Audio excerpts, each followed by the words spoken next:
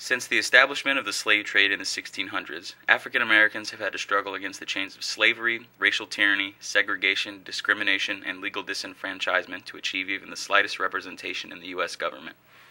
In the formative years of the Republic, there was much controversy over who should be allowed to vote.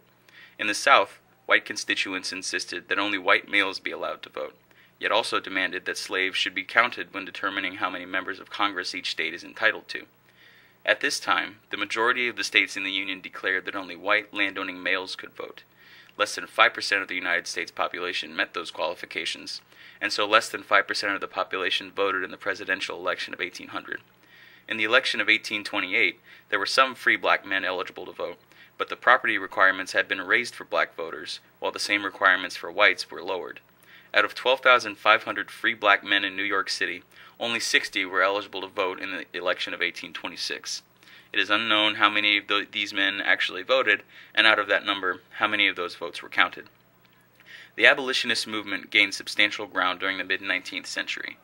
The Abolitionist Party consisted of thousands of politicians, academics, businessmen, and others who devoted their lives to fighting the institution of slavery.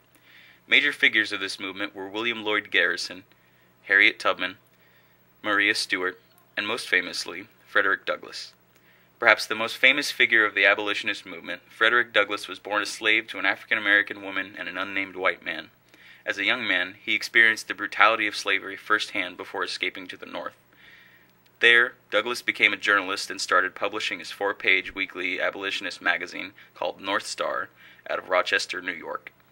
He was the first African-American man to run for president as a member of the Liberty Party in the election of 1848. He ran again as a vice presidential candidate for the Political Abolitionist Party in 1856. Frederick Douglass was renowned in the United States and elsewhere for his dazzling skills as a public speaker, political writer, and rhetorician. He was the most famous African-American living at the United States at the time and was recognized overseas in some European countries. He personally met with Presidents Abraham Lincoln and Andrew Johnson to discuss the treatment of black soldiers and black suffrage. While being an outspoken abolitionist and advocate of African-American suffrage, Douglass was also an advocate of women's suffrage, believing in the equal rights of all races, classes, nationalities, and genders. As the Civil War drew to a close, the Emancipation Proclamation and the 13th Amendment were passed and ended slavery in the southern states. Contrary to popular myth, the enslavement of African Americans was not abolished entirely. There were still around 1 million slaves in some border states that remained a part of the Union, such as New Jersey and Maryland. These states, which were allowed to keep their slaves for fear they would turn over to the Confederacy, would not abolish their slave practices until later. The question of who got to vote was still left to individual states. Some northern states extended voting rights to blacks, but most states in the Union did not. The 14th Amendment is passed in 1868, requiring all states of the Union to consider African Americans as citizens. In 1870, the 15th Amendment extends voting rights to black males, but only in theory. In reality, there is resistance to the 15th Amendment throughout the country, but especially in southern states. Before Civil War began, African Americans had only been able to vote in a few northern states, and there were virtually none holding office. The months following the Union victory in April 1865 saw extensive mobilization within the black community, as they organized meetings, parades, and petitions calling for legal and political rights, including the right to vote. During the first 2 years of Reconstruction, freed slaves organized equal rights leagues throughout the South, holding state and local conventions to protest discriminatory treatment, demanding suffrage and equality before the law. The federal government also sets up the Freedmen's Bureau, an organization designed to facilitate the transition from slavery to freedom in the South. During the radical Reconstruction period, hundreds of thousands of black men risk their lives and property to vote, and many are elected to office. For a time in the late 1860s, more African American men are registered to vote in the states of the former Confederacy than whites. The Ku Klux Klan and other racist terrorist organizations carried out many attacks and lynchings against blacks. In the Compromise of 1877, Republicans agreed to remove the Northern military presence in the South, which had up to that point provided protection to blacks. The Compromise of 1877 effectively ends Reconstruction. Black representatives are forcefully expelled from office by angry mobs in the Ku Klux Klan. Black males who try to vote are fired from their jobs, evicted from their homes, beaten, and brutally lynched. Those who managed to vote faced legal disenfranchisement in the form of literacy tests, poll taxes, and grandfather clauses. A literacy test required the voter to pass a reading comprehension test in order to gain the right to vote. These tests were virtually impossible for a black man at that time to pass, due to the high rates of illiteracy among African Americans caused by discriminatory exclusion from education. The tests were also extremely biased against black voters. Black voters would be given obscure passages of legalese from government documents, while whites would receive simple tests with elementary sentences. Poll taxes were a de facto way of reinstating the property requirement. The tax to be paid at the place of voting was always high and would have to be paid in cash, thus limiting those who could pay tax to the affluent white males. Grandfather clauses stated that a person is only eligible to vote if their grandfather was eligible to vote, a requirement that African Americans at that time could not possibly meet. Following the failure of Reconstruction was the introduction of laws mandating the separation of races, which would come to be known as the Jim Crow laws. The greater civil rights movement began in the late 19th century as African Americans began organizing legal challenges to the Jim Crow system. Organizations like the NAACP, the National Association for the Advancement of Colored Persons, and Marcus Garvey's UNIA, the United Negro Improvement Association, came into being as agencies through which blacks could mobilize and incite changes to the segregationist system. While some Supreme Court decisions, such as Gills v.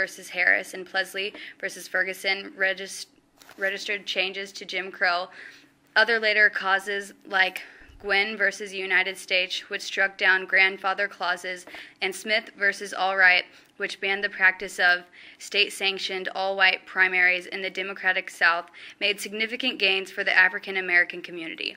In 1954, Brown v. Board of Education overturned Plesley v. Ferguson, a case that upheld the constitutionality of segregation. Brown v. Board of Education declared the educational segregation unconstitutional and was a landmark in the later civil rights period. The civil rights movement of the 50s and 60s was a primarily nonviolent struggle against Jim Crow. African Americans organized mass protests that included marches, boycotts of segregated facilities such as bus lines and restaurants, and sit-ins where protesters would go to a segregated and all-white establishment and sit in silent protest until they were removed by the authorities. This period of the civil rights movement was divided into two ideological camps: the nonviolent mainstream, which pursued its goals through direct action and civil disobedience, and the Black Power movement, which was rooted in black nationalism. The nonviolent camp of civil rights protesters was led by perhaps the most well-known and respected black man of the 20th century, Dr. Martin Luther King Jr., whose I Have a Dream speech and letter from a Birmingham jail laid out his vision of cooperation between the races, as well as his inspired method of nonviolent protest against injustice. One of the leaders of the Black Power movement was the equally well-known Malcolm X, who viewed Dr. King's methods of nonviolence and civil disobedience as a betrayal to the black community. He called King a religious Uncle Tom for advocating peace between the two races. The two charismatic men made great contributions to the civil rights movement before they were both tragically assassinated. The Civil Rights Act of 1964 was passed, banning discrimination based on race, gender, religion, or national origin in employment practices and public accommodations. The next year, after a 57-day filibuster, the Voting Rights Act of 1965 was passed. This legislation restored protective voting rights and outlawed certain voting requirements, such as literacy tests and poll taxes. It also allows the federal government to take over registration for voters in areas where the local government had consistently denied voting rights to non-whites. The post-civil rights era saw a significant rise in the number of African Americans participating in the political process. By the end of 1965, over 200,000 new black voters had registered in the South. In the following years, African American registration in Alabama grew tenfold, from 50,000 in 1960 to 500,000 in 1990. Also by 1990, the number of black legislators in the South rises from 2 to 160, an increase of 8,000%. The post-civil rights era also saw many new firsts for African Americans in politics. In 1972, Shirley Chisholm, who was the first black woman elected to Congress, launched a campaign for the presidency of the United States, becoming the first African American to run a nationwide campaign for the presidency. In 1989, Douglas Wilder is elected as the first African American governor in U.S. history. Ron Brown is elected to the Democratic National Committee in 1989, and during that year, Colin Powell becomes the chairman of the Joint Chiefs of Staff. African American culture also began to greatly influence popular culture in the United States, as the so-called blaxploitation films of the early 70s revitalized the American film industry, and the dawn of hip-hop in the late 1970s and beyond led to black music becoming the dominant form of music on the airwaves. Despite these substantial gains in black voting rights and political empowerment, the African American community still faces a litany of serious social issues to this day. The practice of discriminatory voting laws was not done away with the Voting Rights Act. Current and proposed voter ID laws restrict voting to the poor who would otherwise have no need for a license. And racial gerrymandering allows legislators to redraw district lines, dividing the black constituency and effectively rendering the African American vote irrelevant. There are also organized voter purges, in which voters are disproportionately removed from the records on various pretexts. In the months before the presidential election of 2000, the Republican governor of Florida, Jeb Bush, hires a private company associated with the Republican Party to purge the Florida voting rolls of so-called ineligible voters. Along with voters who really are ineligible, tens of thousands of legally registered African American voters are illegally stripped from the rolls, resulting in a completely different outcome to the 2000 election than if these black voters were allowed to vote. Recently, a key section of the Voting Rights Act has come under scrutiny for allegedly being unconstitutional. This section states that certain southern states must report to the federal government before making any changes to their voting laws. Even as African Americans face these deep racial struggles, the election of Barack Obama as the first black president of the United States stands as a crowning achievement in the history of African American political empowerment, providing an idea of how far race relations have come in this country since the Civil Rights era, but at the same time showing us how far we still have to go. The economic, social, and political status of contemporary African Americans is deeply troubled, and there is much work to be done in both black and white communities to further the progress of equal voter representation and social equality.